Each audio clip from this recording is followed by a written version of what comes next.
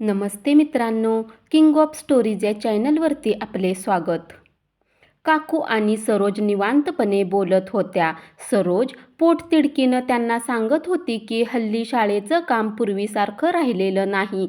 सतत कसली ना कसली जबाबदारी शिक्षकावर टाकलेली असते. करायचं तर ताण पडतो, नाही करत असंही म्हणता येत नाही. फार कोंडमारा होतो. शिकवले आणि झाले मोकळे असे दिवसच संपत आलेत. कसलं तरी टेन्शन असतंच. काकू ताणून पसरलेल्या पायाकडे बघत म्हणाल्या, तुमचं तसं आणि आमची काळजी निराळीच. लहानपणी एका जागेवरून न उठणारा रघु दिवसेंदिवस आडदांड होत चाललाय. हे घरी असतात तरच थांबतो, रागावलो तर वाचत बसतो. असं का अभ्यास होईल? मॅट्रिकचं वर्ष याचं, पास तरी व्हायला नको? सरोज समजूतदारपणे म्हणाली. गणित चांगलं आहे रघुचं, इंग्रजीला जोशाकडे शिकवणी लावा म्हणजे नेमाने अभ्यास होईल. इंग्रजीचं झालं, पण दुसरे विषय त्यांना का शिकवण्या लावून होईल?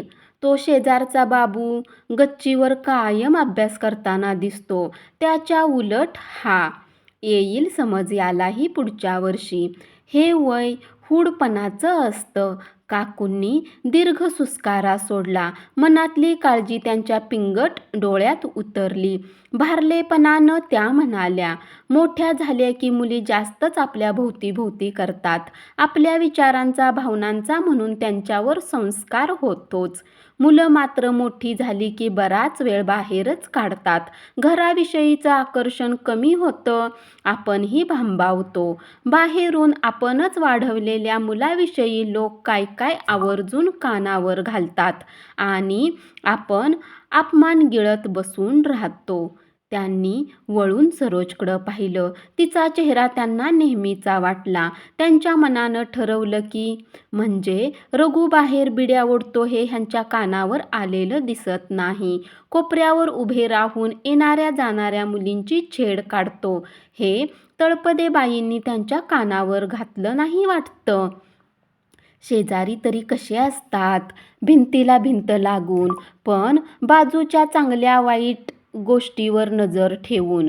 सरोज म्हणाली, रेवा कपडे बदल, शाळेचा ड्रेस काढून घडी करून ठेव, नाही तर धुवायला टाक.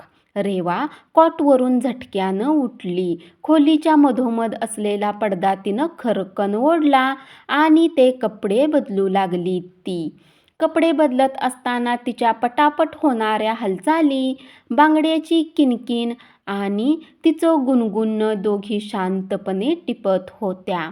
8व्या वर्गातली 13-14 वर्षातली रेवा एक टपोर कळी, थोडीशी सावळी, दाट कुरळ्या केसांची, फुगीर गालांची आणि चमकदार भोकर डोळ्यांची. कुठेतरी वयाबरोबर पाण्याचा रंग बदलत होता.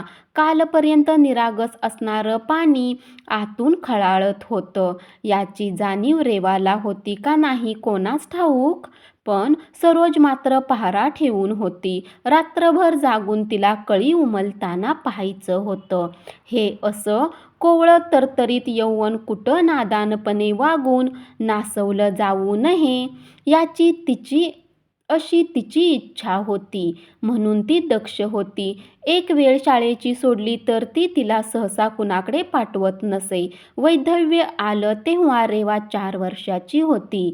काकूंच्या एका खोलीत तिने भविष्यावर विश्वास ठेवला आणि रेवाला उराशी बाळगून संसार थाटला होता. मोडलेला विस्कटलेला संसार पेलून धरला होता. करपलेल्या आठवणी दडपून टाकल्या होत्या. एका नव्या वाटेने आयुष्याचं स्वागत करायचं ठरवलं होतं. मग सारं विसरून, दडपून टाकून सरोजला शाळेत नोकरी लागली. थांबलेली विजलेली चूल पुन्हा पेटली. दुःख टांगून ठेवून माणसं रहाटगाडग्याला सामोरी जातात.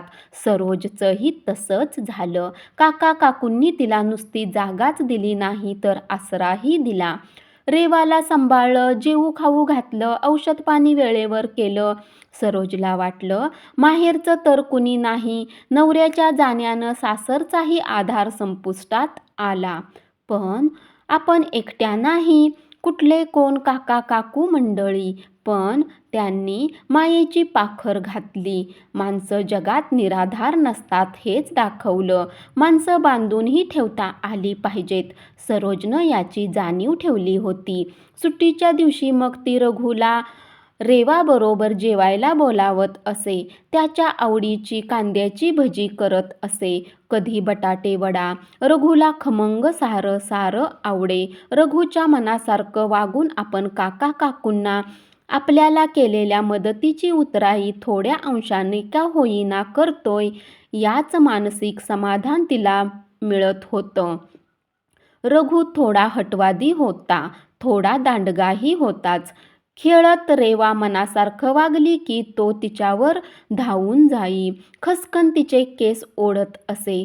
मग रेवाही खेळ अर्ध्यावर टाकून घरात येऊन लपून बसे. 2 दिवस कट्टीतच जात. मग आपोआप दिलजमाई होत असे. घरभर खेळ पसरण्यात रेवा पटाईत असे. एकाच खोलीत तिचं खेळपाणी चाले. मध्येच उठून ती दप्तर पालतं घालून वाचत बसे. मध्येच तिथेच बसून काम करी व शेवटी सगळा पसारा तसाच टाकून अंगणात खेळायला धावे रघूशी. तिची विखुरलेली खेळणी, पुस्तकं, वह्या आवरताना सरोजला वाटे, किती चंचल मन हे या पोरीचं. 4 तासात 5 खेळ खेळेल ही. आवरणार म्हणून नाही. कसं व्हायचं तिचं. अंथरुणावर दमून पडल्याक्षणी तिला रेवाचीच काळजी वाटायची. थोड्या वेळाने कॉटवर भार टाकून काकू पोतं जमिनीवरून उचलावं तशा उठल्या. एक एक पाऊल टाकत दारापर्यंत गेल्या. अंगण ओलांडताना सरोज आपण होऊन पुढे गेली. तिनं हाताला धरून काकूंना घरी पोचवलं. दुसरे दिवशी सकाळी शाळेसाठी तयार केलेल्या रेवाच्या हातात लिंबाच्या लोणच्याची वाटी देत सरोज म्हणाली, जा काकूंकडे देऊन ये, संपलंय म्हणे त्यांच्याकडचं. रघूला लोणचं फार आवडतं. रेवा दाराशी चाळा करत मख्खपणे उभी होती. आईने सांगितलेलं आपल्याला ऐकायलाच आलं नाही असा तिचा आविर्भाव होता. सरोज पुन्हा ओरडली, अगं काय सांगते मी तुला, जा वाटी ठेवून ये. मी कुलूप लावून फटकाशी तुझी वाट बघते. रुसल्या चेहऱ्याने रेवा गुरमीनं म्हणाली, तूच जा, मी लावते कुलूप, मला येतं. रेवाचं वागणं पाहून सरोजचं मस्तक भडकलं. ती खेकसून म्हणाली, जा, मी सांगते म्हणून जा. माझंही नाही ऐकणार तू. असा ताठा काय कामाचा. उद्या माझ्याशी ही असंच उद्धटपणे वागशील. किती चांगली माणसं आहेत ती. आईच्या खेकसल्याने रेवा बावरली. पटकन ओट्यावरची वाटी उचलून निघाली. काकूंच्या स्वयंपाकघरात थेट पाय आपटत जाऊन तिनं वाटी आदळली आणि ती परतली. अलीकडच्या खोलीत रघू तोंडावर पुस्तक घेऊन बसला होता. काकू अंघोळीला गेलेल्या त्याला माहीत होतं. वडीलही घरात नव्हते.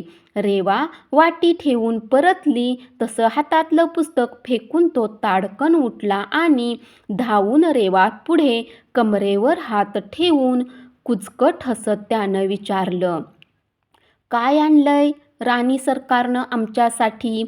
चरफडत रेवा त्याच्या डोळ्यात बघत म्हणाली, रघू माझी वाट सोड, आई वाट बघते फटकाशी माझी. हवंच असेल तर आत जाऊन बघ. ओठ आत वळवत रेवा हसली. तिचं हसणं रघूला झोंबलं. त्यानं ओठ चावून असा आवाज काढला आणि गचकन तिचा हात पकडून मनगट पिरगळलं. आत जाऊन बघ काय, माझ्याबरोबर तुलाही यावं लागेल आत. अरे जा जा, गरज असेल तर जाऊन बघ आत. येणार नव्हतीस ना माझ्या घरात? आलीस का नाही? आत्ताच तर घरात राहतेस की. त्यानं जोर लावून तोंड दाबलं.